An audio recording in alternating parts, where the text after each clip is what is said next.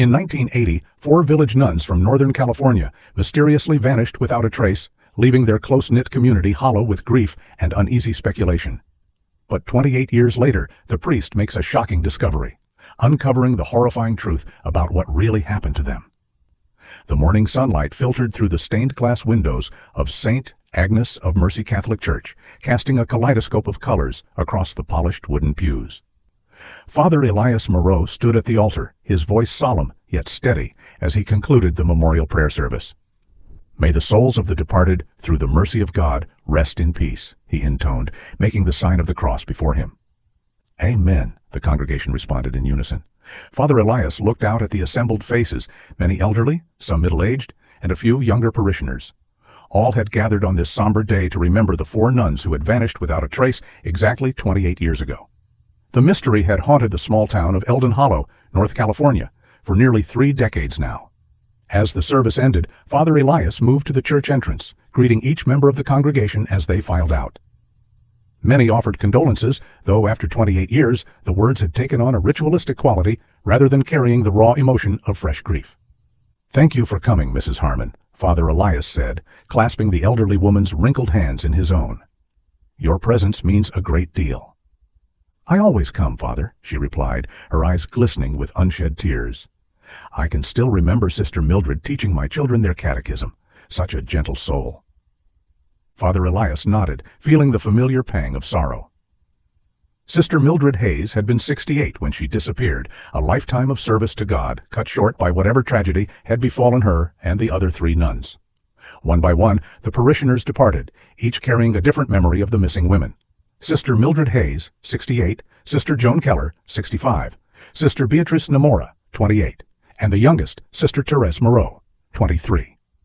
For Father Elias, the wound ran deepest. Sister Therese had been his biological sister, and her disappearance had shaken his faith to its core.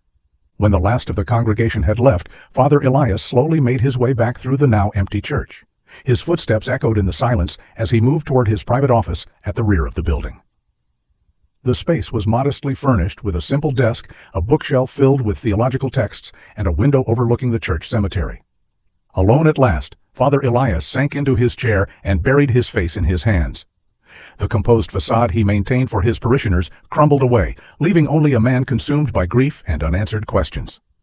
"Why, Lord," he whispered, his voice ragged with emotion, "I have served you faithfully all these years. My sister dedicated her life to you. Why have you not led me to them? What lesson am I failing to learn from this trial?" Tears leaked between his fingers as his shoulders shook with silent sobs. He rarely allowed himself this moment of weakness, but the anniversary always stripped away his carefully constructed defenses. After several minutes, Father Elias drew a deep breath and wiped his eyes. He opened the bottom drawer of his desk and removed a small wooden box.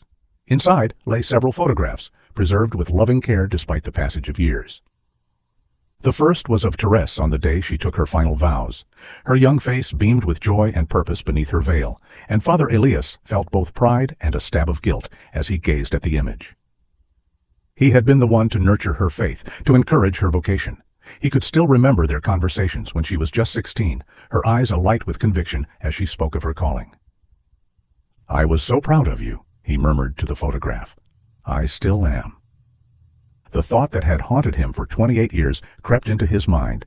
If he hadn't encouraged her religious vocation, would she still be here today? Would she be a mother, a teacher, alive and well, instead of...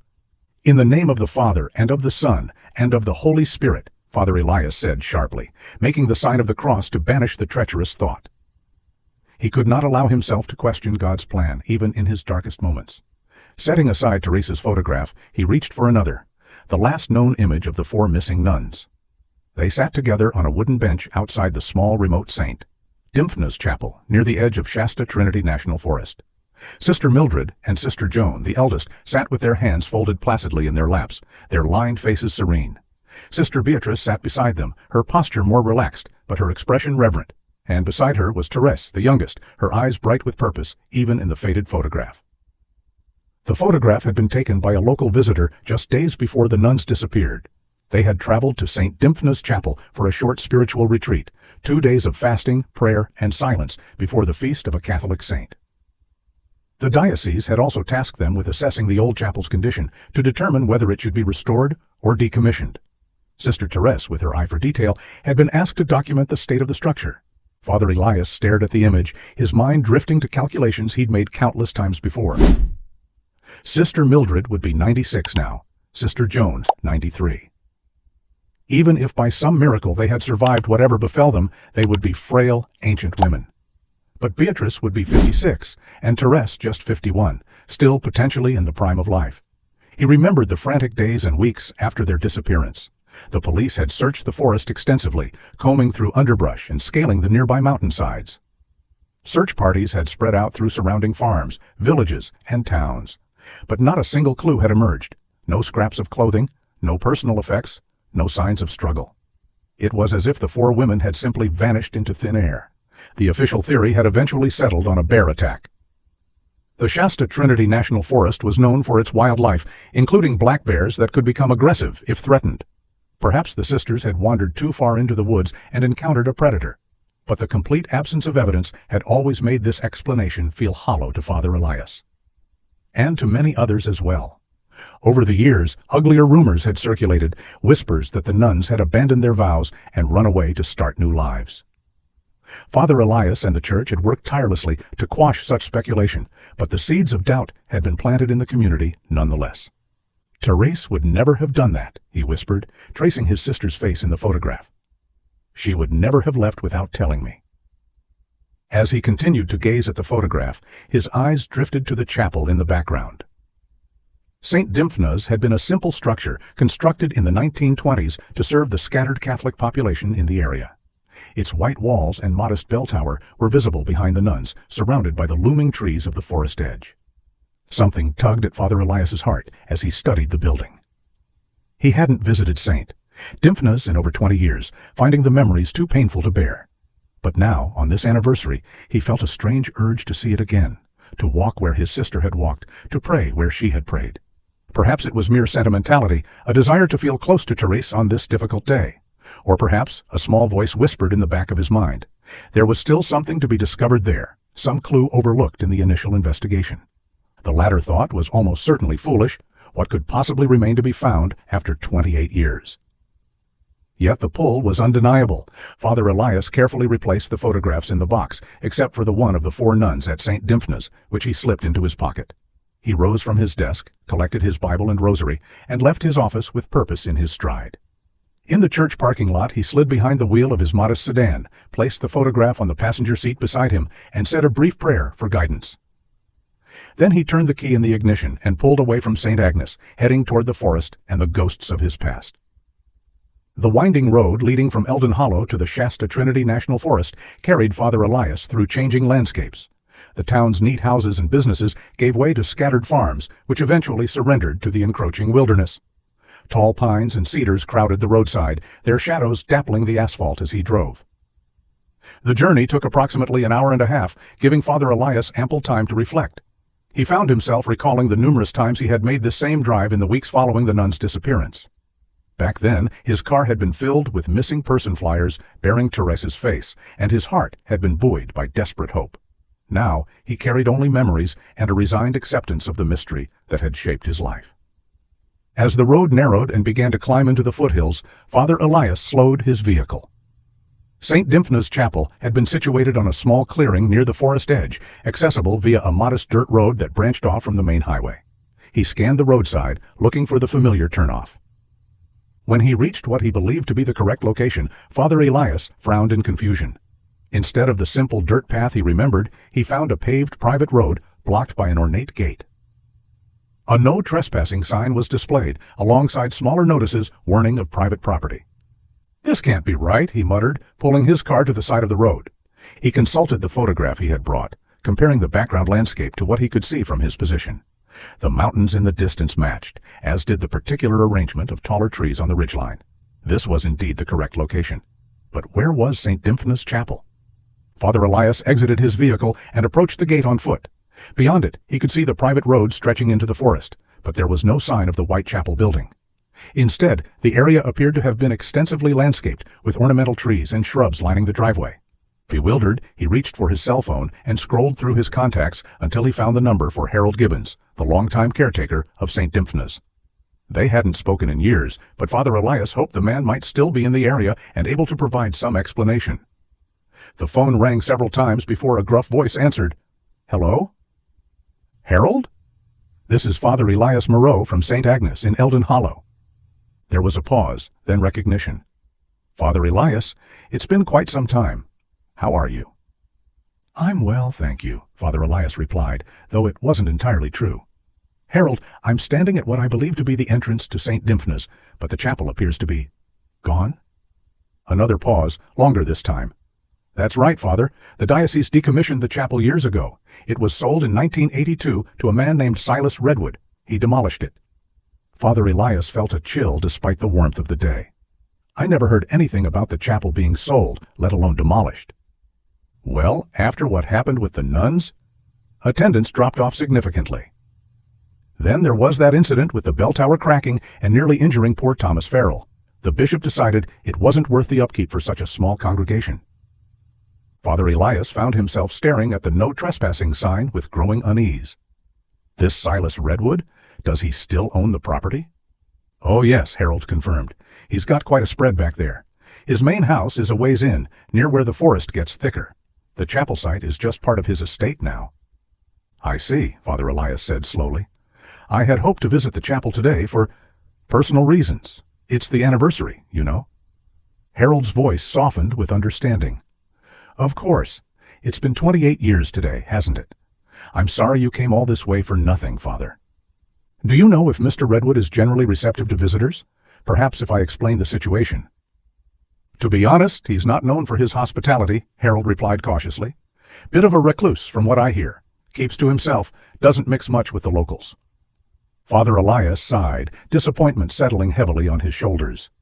"Well, thank you for the information, Harold. I appreciate it." "Listen, Father," Harold said, his tone brightening slightly. "I still live nearby, not 15 minutes from where you are now. I saved some items from the chapel when it was decommissioned. The old altar cross, some prayer books, things like that. You're welcome to come see them if you'd like." "That's very kind of you," Father Elias replied. "Perhaps I will, but first I think I'd like to try speaking with Mr. Redwood. Do you know how I might reach his main house?" Harold hesitated. "Well, there's the private road you're looking at, but that gate's always locked. There's a public road that loops around, though. It'll take you near enough to the property." After receiving directions from Harold, Father Elias thanked him and ended the call. He returned to his car, conflicted about his next move. Part of him felt he should respect Silas Redwood's privacy and head straight to Harold's home instead.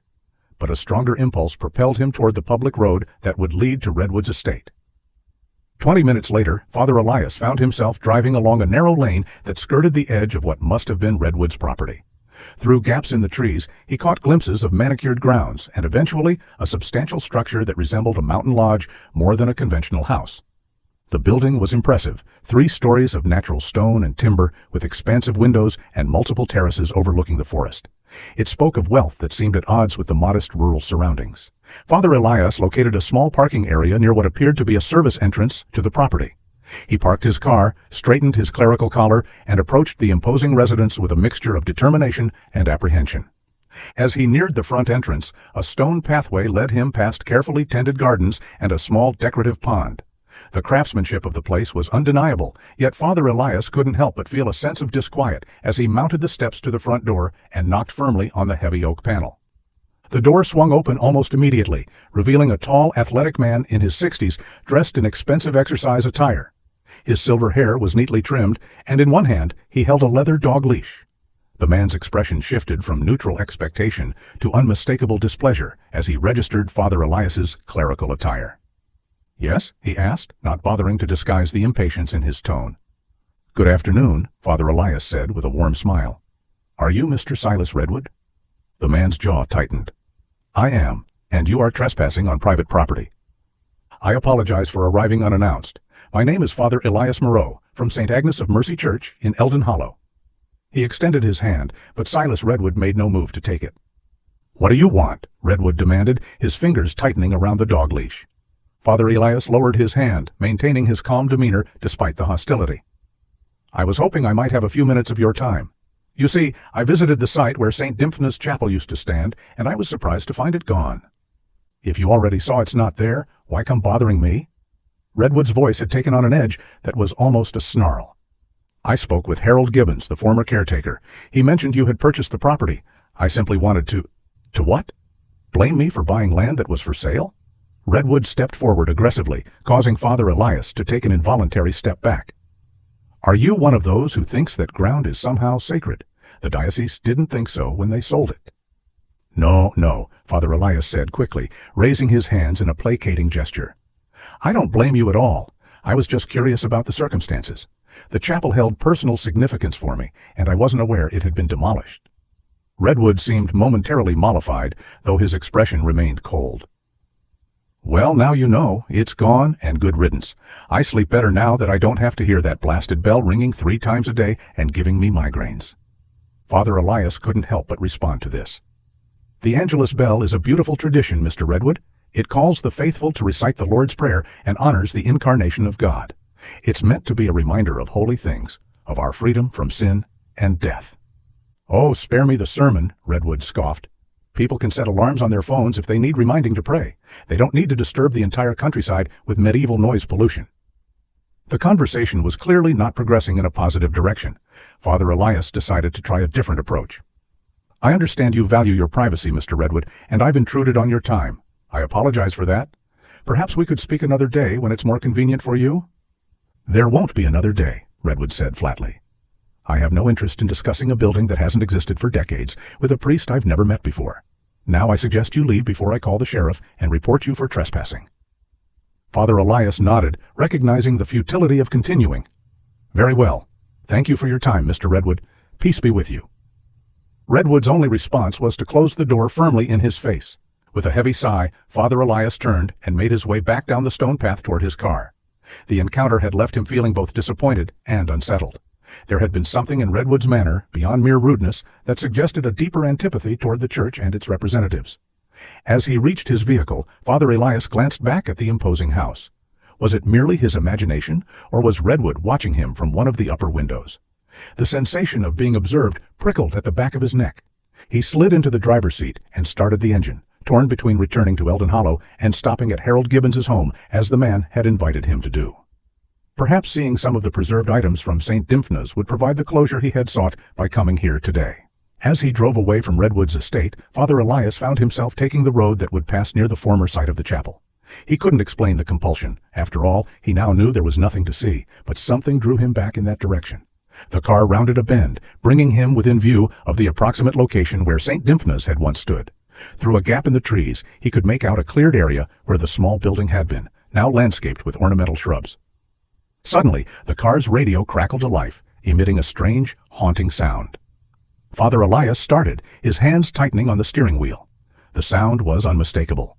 Gregorian chant, the ancient, ethereal music of monastic worship. But the radio was off. He distinctly remembered turning it off when he left Eldon Hollow. Father Elias pulled the car to the side of the road and stared at the radio in bewilderment. The chanting continued for several seconds, then faded away as abruptly as it had begun. What on earth? He murmured, reaching out to touch the radio dial. He turned it on and then off again, but the mysterious chanting did not return. Had he imagined it? A trick of an exhausted mind, perhaps, or some strange electrical malfunction in his aging vehicle? Yet as he sat there, a peculiar sensation washed over him, the same feeling he had experienced earlier while looking at the photograph in his office. A tugging at his heart, an inexplicable certainty that he was meant to be here, now for a purpose he did not yet understand. The hair on his arms stood on end, and a warmth spread through his ears, physical sensations he had experienced before in moments of intense prayer or spiritual insight. In seminary, his spiritual director had taught him to recognize these as potential movements of the Holy Spirit. Once more, the faint chanting emanated from the silent radio, and this time Father Elias was certain he wasn't imagining it. It was as if an otherworldly voice was calling to him, guiding him. Without fully understanding his own actions, Father Elias executed a careful U-turn and drove back toward the gate that blocked access to the former chapel site. Whatever was happening, he felt compelled to investigate further, even if it meant risking another confrontation with the unwelcoming Silas Redwood. Father Elias parked his car on the side of the road near the gate that marked the entrance to Silas Redwood's property. The no trespassing signs loomed before him, their warnings clear and unambiguous. He sat for a moment, hands still on the steering wheel, questioning the wisdom of what he was contemplating. "Lord, guide my actions," he whispered. "If I am about to err in judgment, show me the right path." But the strange sensation of spiritual prompting persisted, and after a final moment of hesitation, Father Elias exited his vehicle. He approached the gate cautiously, fully aware that he was considering trespassing on private property, an action difficult to reconcile with his moral obligations as a priest. Yet the mysterious chanting from his radio had awakened something in him, a conviction that transcended ordinary concerns. Rather than attempting to breach the gate itself, Father Elias began to walk along the perimeter fence, seeking a vantage point from which to view the former chapel site. The fence was substantial, 8 feet of ornate but sturdy metal, but it followed the contours of the uneven forest terrain, occasionally dipping closer to the ground, where the land rose beneath it. As he walked, Father Elias closed his eyes briefly, trying to visualize the layout of St. Dymphna's as it had once been.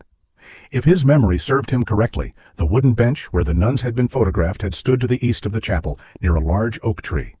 Opening his eyes, he scanned the property beyond the fence, attempting to locate landmarks that might have survived the demolition. The oak tree was gone, presumably removed during Redwood's renovations, but a cluster of pines that had stood behind the chapel remained, providing a reference point. Father Elias continued along the fence line, moving toward the area where he believed the chapel had stood. As he walked, his foot suddenly caught on an exposed tree root, sending him stumbling forward. He reached out to catch himself, his hands grasping the metal fence, but the momentum of his fall caused his weight to press against a section where the fence posts were set in uneven ground. There was a sharp cracking sound as the weakened joint of the fence gave way, creating a gap large enough for a person to squeeze through. Father Elias found himself sprawled partially onto Redwood's property, the broken section of fence beneath him. "Oh, dear Lord," he muttered, picking himself up and brushing soil from his clothes. He had not intended to damage the fence, let alone create a means of entry onto the private land. Yet here he was, faced with an unexpected opportunity or temptation. Father Elias glanced back toward the road, ensuring no one had witnessed his accidental vandalism. The area was deserted, the only sound the rustling of leaves in the afternoon breeze.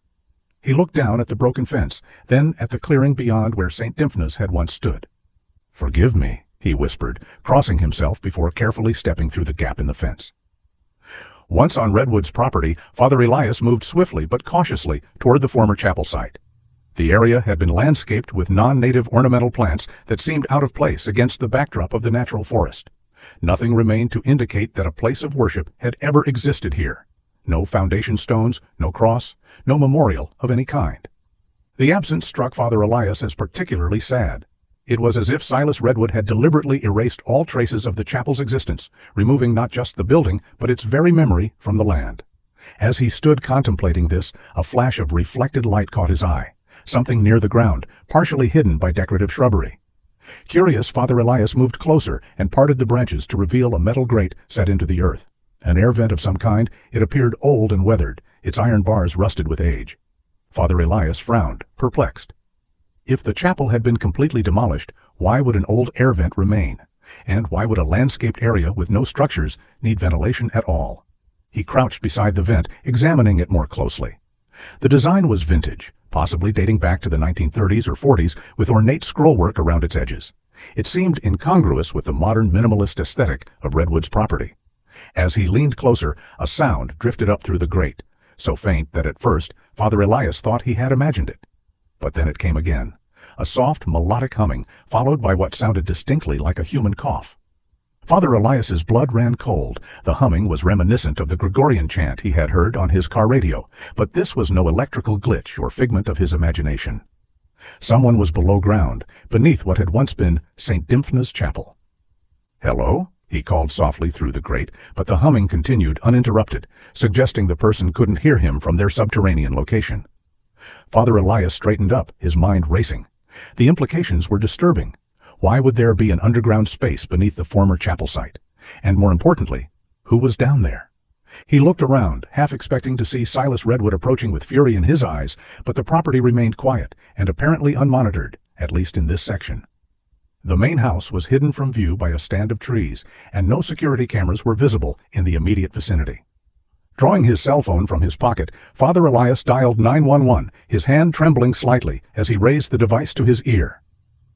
911. What's your emergency? A dispatcher's voice answered. My name is Father Elias Maro, he said, keeping his voice low despite the apparent solitude. I'm at the property of Silas Redwood, near the former site of St. Dymphna's Chapel, off Route 37. He hesitated, suddenly aware of how strange his report would sound. I believe someone may be trapped underground. I can hear singing and coughing coming from an air vent. There was a brief silence on the other end. Sir, are you saying you suspect someone is being held against their will? I don't know, Father Elias admitted, but there appears to be an underground space of some kind, and someone is definitely down there. Given the remote location and the fact that this property is private, I'm concerned. Are you on the property legally, sir? The dispatcher asked, a note of skepticism entering her voice. Father Elias winced. I accidentally damaged a section of fence and found myself on the property. I realize I'm trespassing, but this seemed like an emergency situation. I understand. What is your exact location on the property? Father Elias described his position as best he could, explaining that he was near where St. Dymphna's Chapel had formerly stood. We'll send officers to investigate, the dispatcher assured him. Please remain where you are until they arrive, unless you feel you're in danger. Thank you, Father Elias replied, relief washing over him. I'll wait by my vehicle, which is parked on the roadside near the main gate. After ending the call, Father Elias took one last look at the mysterious air vent. The humming had stopped, but as he listened intently, he could still hear occasional sounds of movement from below. Someone was definitely down there, and the thought sent a chill down his spine. He made his way back to the broken section of fence, carefully squeezing through the gap and returning to the public road. As he walked toward his parked car, he dialed Harold Gibbons's number, feeling an urgent need to gather more information before the police arrived. Harold? It's Father Elias again. I need to ask you something important. When St. Dymphna's was still standing, was there any kind of basement or underground room beneath it? Harold sounded surprised by the question. No, Father. The chapel was built on a simple slab foundation. No basement, no crypt, nothing like that. Why do you ask? Father Elias explained what he had discovered, the air vent and the sounds coming from below ground. That's impossible, Harold said firmly. There was never any underground structure at St. Dymphna's. I maintained that property for 20 years. I would know. Then the only explanation is that someone built it after the chapel was demolished, Father Elias concluded. When Silas Redwood took ownership... That's disturbing, Harold admitted. What are you going to do? I've already called the police. They're sending officers to investigate. I'll come too, Harold decided. I know that property better than anyone. I can be there in 10 minutes. Father Elias thanked him and ended the call, then settled into his car to wait, fingering his rosary beads and murmuring prayers for whoever might be trapped beneath the earth where St. Dymphna's had once stood. Father Elias sat in his parked car, fingers moving methodically over the smooth beads of his rosary as he recited the familiar prayers. The ritual brought a measure of calm to his troubled mind, though questions continued to swirl beneath the surface of his concentration. Who could possibly be below ground at the former chapel site? What purpose could an underground chamber serve in such a remote location? And most disturbing of all, could there be any connection to the disappearance of the 4 nuns 28 years ago? The last question seemed far-fetched even to Father Elias. 28 years was an impossibly long time for anyone to remain concealed. Yet the timing of his discovery, on the very anniversary of the disappearance, struck him as more than mere coincidence. A vehicle approaching from the direction of town interrupted his thoughts. It was a battered pickup truck that Father Elias recognized as belonging to Harold Gibbons. The former caretaker pulled up behind his sedan and emerged from the cab, his weathered face etched with concern. Father Elias, Harold called as he approached. Any sign of the police yet? Not yet, Father Elias replied, stepping out to greet him. Thank you for coming so quickly. Harold nodded, his eyes scanning the road and the gated entrance to Redwood's property. Been thinking about what you told me. It makes no sense. If Redwood built something underground where the chapel stood, people would have noticed the construction. You can't exactly dig a basement without heavy equipment. Unless it was done gradually over time, Father Elias suggested. Or perhaps there was already some natural cavity in the ground that he expanded. Harold shook his head doubtfully. This area doesn't have caves or anything like that. It's mostly solid bedrock beneath a few feet of soil. Before they could speculate further, the distinctive sound of approaching sirens reached them.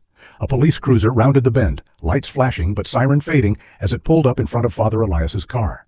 2 officers emerged, one older with graying hair at his temples, the other younger and lean with an alertness in his movements that suggested military background. Their badges identified them as officers from the Shasta County Sheriff's Department.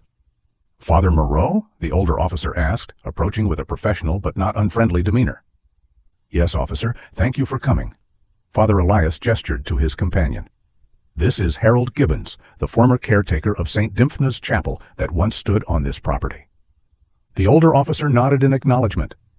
"I'm Deputy Williams, and this is Deputy Reynolds. Dispatch says you reported hearing sounds coming from an underground location on private property. Can you walk us through exactly what you discovered?" Father Elias explained the circumstances that had brought him to the area, his accidental breaching of the fence, and the discovery of the air vent with sounds emanating from below.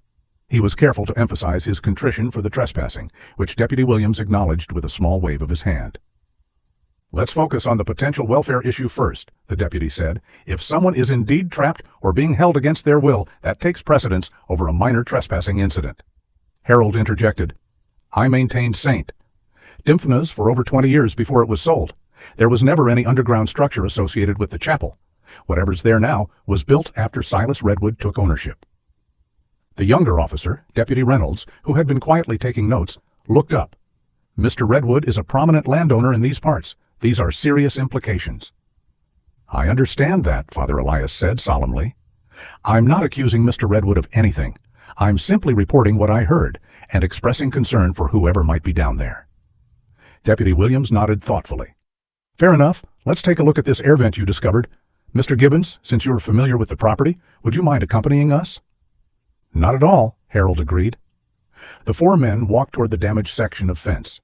Father Elias pointed out the gap he had inadvertently created, and they carefully made their way through onto Redwood's property. Father Elias led them to the ornamental shrubbery that partially concealed the air vent. "Here it is," he said, parting the branches to reveal the rusted grate. Deputy Williams crouched beside it, examining the vent with a practiced eye. "This is old craftsmanship. Doesn't match the modern landscaping at all."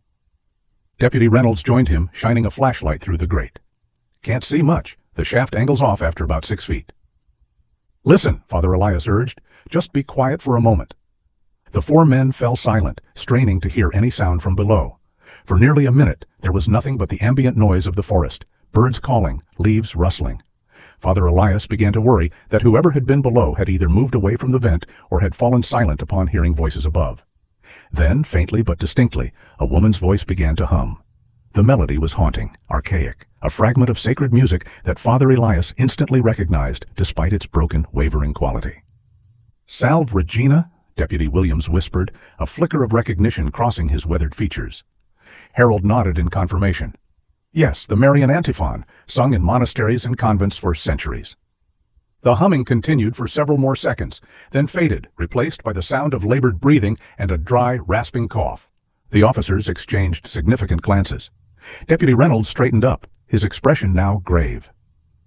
"That's definitely someone down there, and from the sound of that cough, they may need medical attention." "We need to speak with Mr. Redwood immediately," Deputy Williams decided. "This is now a welfare check at minimum." "I don't understand," Harold said, shaking his head in bewilderment. "This air vent wasn't here when the chapel stood, and there was never any basement or underground room. How could anyone be down there?" "That's what we aim to find out," Deputy Williams replied, his tone suggesting he had shifted fully into investigative mode. "Let's head to Redwood's residence." The four men made their way back to the road and their respective vehicles. Following the deputy's cruiser, Father Elias and Harold drove the short distance to Silas Redwood's main house. The imposing structure seemed more forbidding than ever as they approached, its many windows like watchful eyes surveying their arrival. Deputy Williams instructed Father Elias and Harold to remain by their vehicles while he and Deputy Reynolds approached the front door. Father Elias watched as the officers knocked and waited, tension evident in their postures despite their professional demeanor. Several moments passed before the door opened, but it wasn't Silas Redwood who emerged. Instead, the group saw him approaching from the rear of the property, still dressed in his exercise clothes and leading a large German shepherd on a leash. His expression shifted rapidly from polite inquiry to barely contained fury when he spotted Father Elias and Harold standing near the officer's cruiser. "What is the meaning of this?" Redwood demanded as he reached the front steps. "Why are these trespassers on my property again?" Deputy Williams introduced himself and his partner, explaining the purpose of their visit in measured tones. "We received a report of sounds coming from what appears to be an underground structure at the former chapel site. We'd like to ask you a few questions about that, sir. Redwood's face flushed with anger. This is outrageous. First, this priest shows up uninvited, trespasses through my fence and on my land, and now he's making wild accusations and wasting police resources. No one is making accusations, Mr. Redwood, Deputy Reynolds said calmly. We're simply following up on a welfare concern. Someone appears to be in an underground space on your property, and they sound like they may need medical attention. That's absurd, Redwood snapped. There's no one on my property except me and my dogs. I would know if someone were living in a secret underground bunker? Do you realize how ridiculous that sounds? Nevertheless, sir, we're obligated to investigate, Deputy Williams said firmly. We'd like permission to check your home and the grounds, including any basement areas. Absolutely not. Redwood's hand tightened on the dog's leash, causing the animal to shift restlessly. This is private property. You have no right to search without a warrant. Mr. Redwood, Deputy Reynolds began, his tone reasonable but insistent. If there's someone in distress on your property, even a trespasser you're unaware of, wouldn't you want to know about it? This could be a squatter who's found their way into some old structure you don't even know exists. Redwood's eyes narrowed suspiciously. There are no old structures I don't know about. I've owned this land for over 25 years. I know every inch of it. Then what about the air vent near the former chapel site? Deputy Williams asked. The one that appears to ventilate an underground space? For a fraction of a second, something flickered in Redwood's expression, a momentary faltering that Father Elias caught before the man's face hardened once more into obstinate refusal. I installed a drainage system when I landscaped that area, Redwood said dismissively. What you're calling an air vent is probably just a decorative grate covering a drain pipe. There's nothing sinister about it. A drainage system doesn't sing hymns or cough, Mr. Redwood, Deputy Williams observed dryly. Redwood turned his glare toward Father Elias. This man has clearly orchestrated this entire situation. He probably brought some device that plays recorded sounds and planted it near the drain. He's harassing me because he resents that I bought church property. I would never do such a thing, Father Elias protested, crossing himself. As God is my witness, I heard a woman's voice coming from that vent. We all heard it just now. Redwood scoffed. A priest invoking God while trespassing and lying? How very typical. That's enough, Mr. Redwood, Deputy Williams said sharply. We're asking for your voluntary cooperation. If you refuse, we'll have no choice but to pursue other legal avenues. Then pursue them, Redwood replied coldly.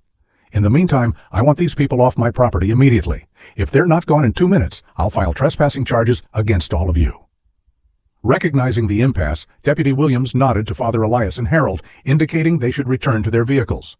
The officers followed, walking back to their cruiser with measured steps that suggested this retreat was strategic rather than final. As they reached the police car, Deputy Williams spoke quietly to Father Elias. Don't worry, Father, this isn't over. I'm going to contact dispatch and request information on the property deed, ownership history, and any prior complaints or incidents at this location. I also want to review the file on those missing nuns from 1980. Something's not right here. Father Elias nodded gratefully. Thank you, Deputy. I know how strange this must seem, but I truly believe someone needs help down there. I believe you. We all heard something, the deputy replied. Whether it's exactly what you think, we'll determine that with proper investigation. Head back to Harold's place for now. We'll be in touch. The drive to Harold's home was brief but tense, with both men lost in their thoughts about the mysterious voice beneath the former chapel grounds. Harold's house proved to be a modest cabin, set back from the main road, surrounded by towering pines that cast long shadows in the late afternoon sun. Not much, but it's home, Harold said as he led Father Elias inside. The interior was simply furnished but comfortable, with well-worn furniture and walls decorated with fishing memorabilia and a few framed photographs. It's very welcoming, Father Elias replied sincerely, noting the cross hanging prominently above the stone fireplace. Harold busied himself in the small kitchen, preparing tea while Father Elias settled into an armchair. I kept several items from St. Dymphna's when it was decommissioned, Harold called over his shoulder. They're in a trunk in the spare room. I'll show you after we've had our tea. Father Elias nodded, his mind still preoccupied with the air vent and the haunting voice that had emerged from it. Harold, why do you think the diocese never informed me about the chapel being sold? I was at St. Agnes all those years ago, and my sister was among the missing nuns. Surely someone should have consulted me. Harold returned with 2 steaming mugs, handing one to Father Elias before taking a seat opposite him. The decision came from the bishop's office in Sacramento. I don't think it was handled well, to be honest. After what happened with the nuns, attendance dropped significantly. Then there was that incident with the bell tower. What exactly happened? Father Elias asked, sipping the hot tea gratefully. Structural failure, Harold explained. The chapel was built in the 1920s, and maintenance had been minimal. One Sunday morning in 1981, the bell tower developed a large crack. The old bell, must have weighed 300 pounds, came crashing down. Nearly killed poor Thomas Farrell, who was filling in as caretaker while I was laid up with a broken leg. Was anyone hurt? By the grace of God, no. But it was the final straw for the diocese. They declared the building unsafe and closed it immediately. By early 1982, they decided to decommission it entirely rather than pay for repairs. Father Elias frowned. And Silas Redwood purchased it soon after? That's right, paid cash from what I heard, more than the land was worth, which raised a few eyebrows. But the diocese needed funds for renovations at the cathedral, so they didn't ask questions. What did Redwood do with the property immediately after purchase? Harold's brow furrowed in recollection. Demolished the chapel right away. Had a crew out there within days. There were some protests from locals who thought the building could have been saved, but legally there was nothing they could do. After that, he started landscaping the grounds, but he never built anything substantial on the chapel site itself. Did you notice any unusual construction activity? Anything that might suggest he was building something underground? Nothing obvious, Harold replied, then paused.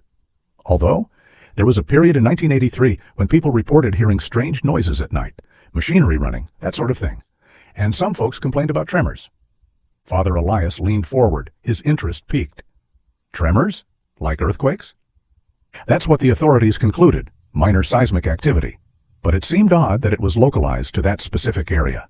Some people wondered if Redwood was doing some kind of excavation work. And no one investigated further? Harold shrugged. A deputy came out, looked around, found nothing suspicious, and that was that.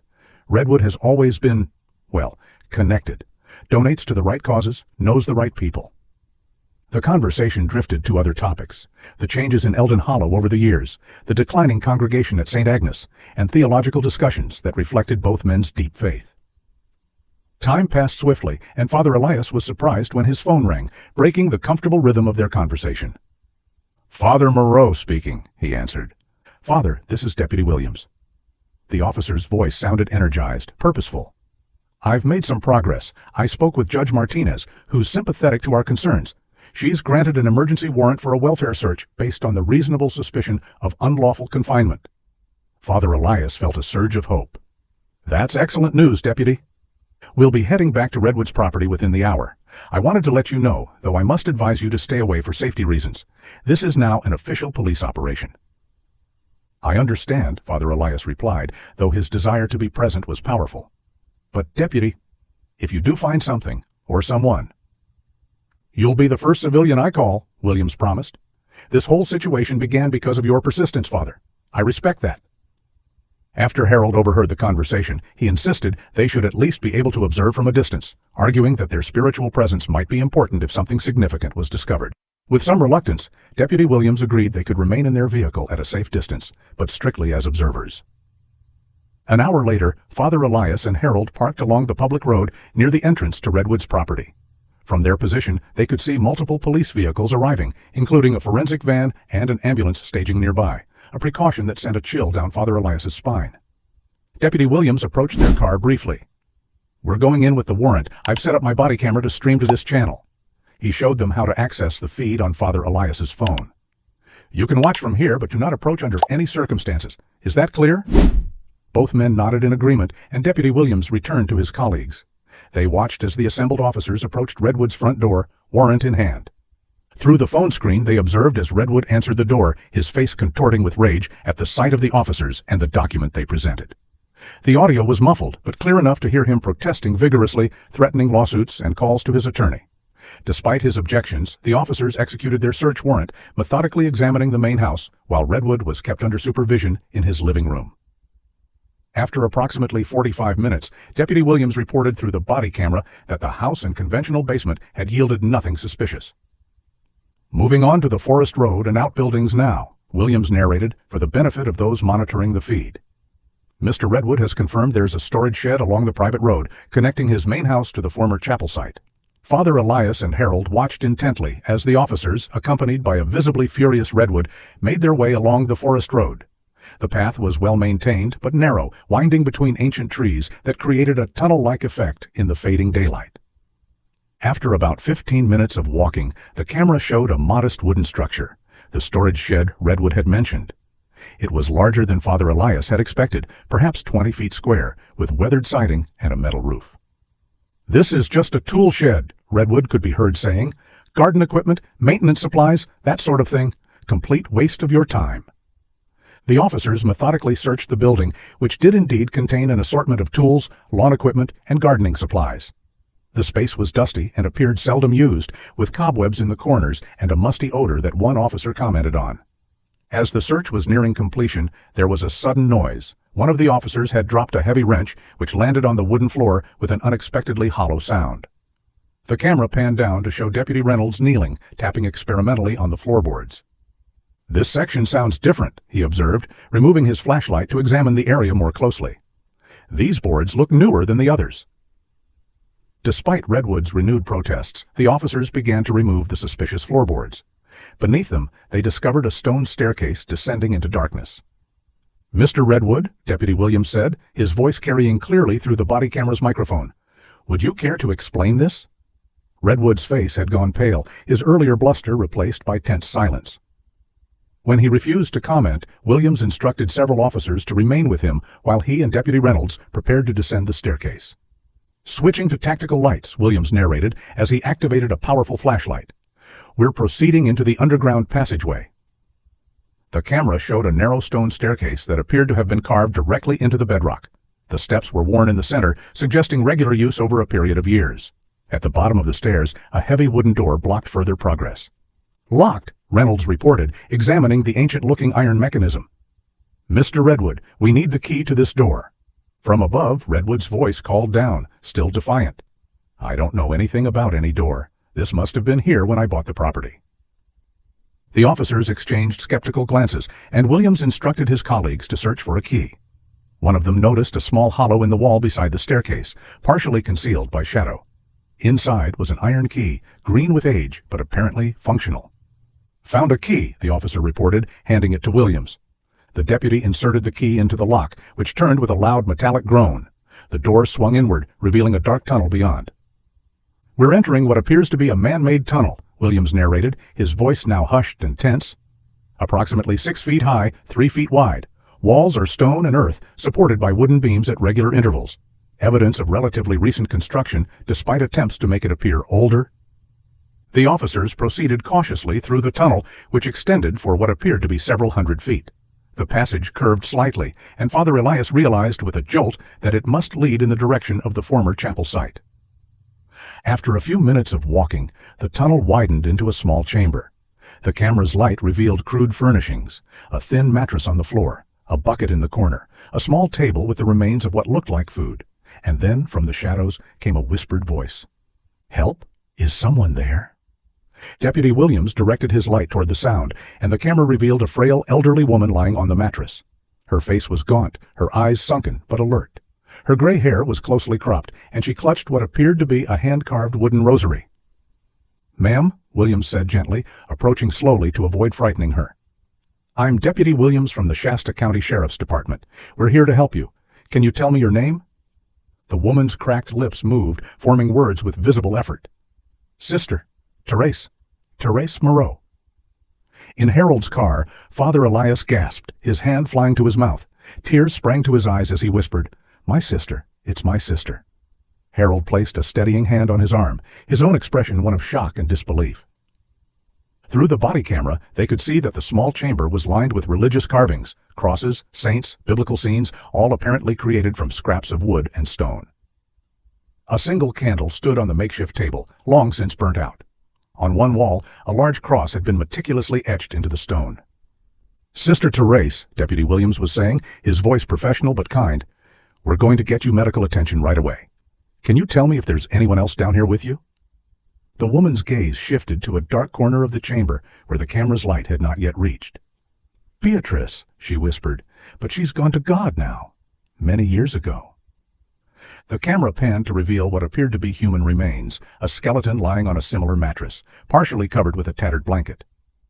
"We need the medical team down here immediately," Williams said into his radio, his voice tight with controlled emotion. "And notify the forensic unit that we have human remains as well." Unable to contain himself any longer, Father Elias bolted from the car, ignoring Harold's protests. He ran toward the police perimeter, where an officer attempted to intercept him. "Please," Father Elias begged. "That's my sister they found. I'm Father Elias Maro. She's been missing for 28 years. I must see her." The officer, recognizing the name from the earlier briefing, spoke into his radio. After a brief consultation, he escorted Father Elias through the perimeter to where the forensic team and paramedics were preparing to enter the tunnel. "Wait here, Father," the officer instructed. "They'll be bringing her out soon." Time seemed to stretch as Father Elias waited, alternately praying and attempting to process the reality of what was happening. After what felt like an eternity, activity at the shed entrance increased. Officers emerged, followed by paramedics carefully carrying a stretcher. On it lay Sister Therese, so thin and fragile she barely made an outline beneath the blanket covering her. As they passed where Father Elias stood, her head turned slightly, and their eyes met. Despite the ravages of time and suffering, he recognized his sister in those eyes that had once sparkled with youthful devotion, now wells of unfathomable experience. Her lips moved, and though no sound emerged, Father Elias could read the words she formed. "God never left me." As the paramedics rushed her toward the waiting ambulance, another group emerged from the shed, carrying a body bag, the remains of Sister Beatrice, Father Elias presumed. The sight sent a new wave of grief through him, tempered by the miracle of his sister's survival. In the midst of the activity, he spotted Silas Redwood being led away in handcuffs, the man's earlier arrogance replaced by a sullen, defeated expression. As Redwood passed where Father Elias stood, he suddenly lunged forward and spat directly at the priest, the spittle landing on his cheek. "Proud of yourself, Father?" Redwood snarled before officers yanked him back. Father Elias wiped his face calmly, his voice steady as he replied, "I count it for joy that I have suffered just like my Lord." As Redwood was led away, Father Elias overheard fragments of conversation between officers discussing what they had found. One mentioned the discovery of a second set of skeletal remains in another chamber, speculating it might be the remains of Sister Beatrice, who had been roughly the same age as Therese when she disappeared. Harold appeared at Father Elias's side, having followed at a more cautious pace. "The ambulance is ready to leave," he said gently. "We should follow them to the hospital." Father Elias nodded, his heart too full for words. Together they returned to Harold's car and followed the ambulance as it sped away from Silas Redwood's property, sirens wailing, carrying the miraculous survivor of a 28-year nightmare toward the light of freedom at last. The lights of the emergency room entrance cast harsh shadows across the ambulance bay as the paramedics wheeled Sister Therese through the sliding doors. Father Elias and Harold had arrived moments behind them, parking hastily and rushing toward the entrance, only to be intercepted by hospital staff. "I'm sorry, Father," a nurse said firmly but compassionately. "You can't go with her right now. The medical team needs space to work. She's in extremely fragile condition." "I understand," Father Elias replied, though every fiber of his being yearned to stay by his sister's side. "But I am her only living family. She's been missing for 28 years. I thought she was dead until today." The nurse's expression softened. "The doctors will do everything possible for her. There's a waiting area just down that hallway. I promise someone will come speak with you as soon as possible." Reluctantly, Father Elias allowed Harold to guide him to the waiting room, a sterile space with uncomfortable chairs and outdated magazines. The two men sat in silence for several minutes, the magnitude of the day's events too overwhelming for casual conversation. Finally, Harold spoke. "It's a miracle, Father, after all these years, to find her alive." "A miracle indeed," Father Elias agreed, his voice thick with emotion, "though I fear what she must have endured to survive." "She had her faith," Harold said simply. "Sometimes that's enough." Father Elias nodded, drawing comfort from the thought. He recalled the religious carvings that had lined the underground chamber, evidence that even in the darkest captivity, his sister had maintained her devotion to God. "I should call Saint Agnes," he realized suddenly. "The congregation should know she's been found." As he reached for his phone, it rang in his hand. The screen displayed Deputy Williams's number. "Deputy," Father Elias answered, "I'm at the hospital. My sister is being treated now." "That's good to hear, Father," Williams replied. "I'm calling to update you on the investigation. We've secured Silas Redwood in custody, but he's refusing to speak without his attorney present. However, we found something significant when we searched his house more thoroughly. A journal. It appears he's been keeping detailed records for decades." Father Elias felt a chill. "What kind of records?" "It's disturbing content, Father. The journal contains extensive writings about his hatred of the Catholic Church and religious women in particular. There are entries dating back to the late 1970s describing his obsession with the nuns at St. Dymphna's. But why? Father Elias asked, struggling to comprehend the depth of hatred necessary to commit such crimes. What possible motivation could he have had? There was a brief hesitation before Williams continued. According to his writings, Redwood's mother abandoned him as an infant, leaving him with his grandmother. She later became a nun. He never knew her, never even saw her. His grandmother, who raised him, was apparently a strict Catholic who physically abused him in the name of religious discipline. He developed a pathological hatred of nuns in particular, seeing them as women who abandoned their natural duties to families. Father Elias closed his eyes, a wave of sadness washing over him. Such brokenness, he murmured, such twisted thinking. There's more, Father, Williams continued, his voice grim. The journal details what happened to the other nuns. The two older sisters, Mildred Hayes and Joan Keller, apparently died within the first year of captivity. Given their age and the conditions they were kept in, it's not surprising. May their souls rest in peace, Father Elias whispered, crossing himself. Sister Beatrice survived longer, nearly a decade according to Redwood's entries. She died in the early 1990s from what appears to have been an untreated respiratory infection. And my sister? How did she survive when the others didn't? Williams hesitated again. Father, there are aspects of Redwood's journal that are particularly distressing. He seems to have developed a fixation on Sister Therese. He kept her separate from the others, especially after Sister Beatrice's death. There are photographs in the journal that suggest he subjected her to degrading treatment. Father Elias gasped, a surge of nausea rising in his throat. Dear God, no. I'm sorry, Father. The evidence indicates he was physically and psychologically abusive toward her for years. It's remarkable she maintained her sanity under such conditions. My sister didn't sin, Father Elias said firmly, as much to himself as to the deputy. She was a victim. The sin belongs entirely to her captor. Of course, Father, Williams agreed solemnly. No one would suggest otherwise. Harold, who had been listening to Father Elias's side of the conversation, placed a supportive hand on his shoulder. There's one more thing you should know, Williams continued. The journal details how he managed to abduct 4 nuns without anyone finding them. It was a meticulously planned operation. Redwood had been watching St. Dymphna's for months, learning the nuns' routines. When he learned they would be alone during their retreat, he saw his opportunity.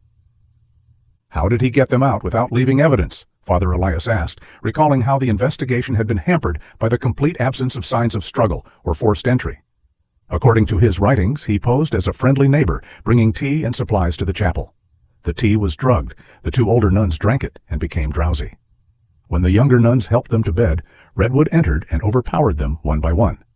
He started with the older nuns, who were frail and easier to subdue. Your sister nearly escaped. She fought back and almost made it to the door, but he knocked her unconscious and later drugged her as well. Father Elias winced, imagining his sister's terror. He removed them through a servant's corridor in the old chapel, loading them into his vehicle during the night. Afterward, he meticulously cleaned the chapel, burning all trace evidence, their bags, letters, bedding. He even washed the floors with lye to destroy any evidence. By the time the alarm was raised, there was nothing to find. And the police investigation? Father Elias asked, remembering the frustration and helplessness he had felt during those early weeks. Rural investigations in 1980 weren't what they are today, Williams explained. Resources were limited, forensic techniques were less advanced, and record-keeping was spotty at best. Once the initial searches yielded nothing, the case quickly went cold. Redwood himself was never considered a suspect. He was wealthy, respected in the community, had no criminal record. And then he bought the chapel through a proxy company, Father Elias concluded, the pieces falling into place. Demolished it to ensure no one would ever search there again. Exactly. After purchasing the property, he constructed the underground chambers and the tunnel connecting them to his storage shed. That explains the reports of nocturnal construction noises and tremors in 1983. How could no one have noticed? Harold interjected, his voice raised in indignation. Father Elias relayed the question to Williams, who sighed audibly. It's not something I'm proud to report, but Redwood's journal suggests he bribed certain officials to ignore complaints and look the other way during the construction. We'll be investigating those allegations thoroughly. The conversation was interrupted by the arrival of a doctor in scrubs who approached with a clipboard in hand. Are you Father Maro? Sister Therese's brother? Father Elias quickly ended his call with Deputy Williams, promising to speak again soon, and turned to the doctor. Yes, that's me. How is my sister? The doctor, a woman in her 40s with kind eyes but a serious expression, took a seat across from them. "I'm Dr. Chen. Your sister is in stable condition, but I want to be frank with you. Her health is extremely compromised. She's severely malnourished, has significant muscle atrophy, vitamin D deficiency from lack of sunlight, and shows signs of healed fractures that were never properly treated." Father Elias nodded, trying to absorb the clinical assessment of his sister's suffering. "The most immediate concern is reintroducing her to normal environmental conditions," Dr. Chen continued. "After decades underground, her immune system is severely compromised. We need to be careful about potential infections, and her eyes will be sensitive to normal light levels for some time." "When can I see her?" Father Elias asked, his voice barely above a whisper. "She's being settled in the ICU now," Dr. Chen replied. "We need to be extremely cautious about visitors. Anyone who enters must wear protective gear, mask, gown, gloves, to minimize the risk of introducing pathogens. Even with those precautions, I can only allow very brief visits initially." "I understand," Father Elias said, though the prospect of further delay was agonizing. "I've waited 28 years. I can wait a few more hours to ensure her safety." Dr. Chen smiled gently. "She asked for you, you know. One of the first things she said was her brother's name. She knew you would find her eventually." Tears welled in Father Elias's eyes at this revelation. "She never lost faith." "Apparently not," Dr. Chen agreed. "The paramedics reported that she was clutching a rosary made from what looked like wood scraps and threads from clothing. She refused to let them take it, even during treatment." "That sounds like Therese," Father Elias said, a sad smile crossing his face. "Her faith was always stronger than mine, even when we were children." "You'll be able to see her in about an hour," Dr. Chen promised, rising to her feet. "A nurse will come get you when she's ready for visitors." As the doctor departed, Father Elias turned to Harold. "Would you mind if I spent some time in the chapel? I need to pray." "Of course," Harold replied. "I'll wait here in case there's any news." Father Elias made his way to the small hospital chapel, a modest space designed to accommodate various faiths. Finding it empty, he knelt before the simple altar and bowed his head. "Thank you, Lord, for this miracle," he whispered, his voice trembling with emotion. "Thank you for preserving my sister through her ordeal. Thank you for leading me to her after all these years." He continued in silent prayer for some time, wrestling with the complex emotions that surged within him. Joy at his sister's discovery, grief for her suffering, anger toward her captor, and lingering questions about why God had allowed such evil to persist for so long. Eventually, a sense of peace settled over him. The mysteries of God's ways remained, but Father Elias found himself accepting that some questions might never have satisfactory answers in this life. What mattered now was that his sister had been found, and somehow, through unimaginable darkness, her faith had endured. When he returned to the waiting room, Harold was speaking with a nurse who had come to escort Father Elias to the ICU. After donning the required protective gear, he followed her through a series of doors to a private room where his sister lay surrounded by medical equipment. The figure in the bed barely resembled the vibrant young woman who had disappeared 28 years ago. Sister Therese's face was gaunt, her skin pallid from decades without sunlight. Yet when her eyes opened and found his, Father Elias recognized immediately the inner light that had always defined his sister, a spiritual radiance that even the darkest captivity had failed to extinguish. "Elias," she whispered, her voice thin but clear. "You found me." "Therese," he replied, tears streaming beneath his protective mask as he gently took her frail hand in his gloved one. "I never stopped looking, never stopped praying." A ghost of a smile touched her cracked lips. "I knew you wouldn't. I told Beatrice God would send you to us someday." "I'm so sorry it took so long," Father Elias said, his voice breaking. Sister Therese shook her head slightly. "God's timing. Perfect. Always perfect." The nurse touched Father Elias's shoulder, indicating his visit needed to end. He nodded in understanding. "I'll be right outside," he promised his sister. "I won't leave the hospital. We have so much to talk about when you're stronger." "Tell me one thing," Sister Therese whispered as he prepared to leave. "The church. Is it still strong?" Father Elias smiled beneath his mask. "The gates of hell have not prevailed against it," he assured her, quoting Christ's promise in the Gospel of Matthew. "Rest now, sister. God is with you, and so am I." As he left the room, Father Elias felt a profound sense of wonder at his sister's first concern being for the church rather than herself. Despite everything she had endured, her priorities remained steadfastly aligned with her vocation.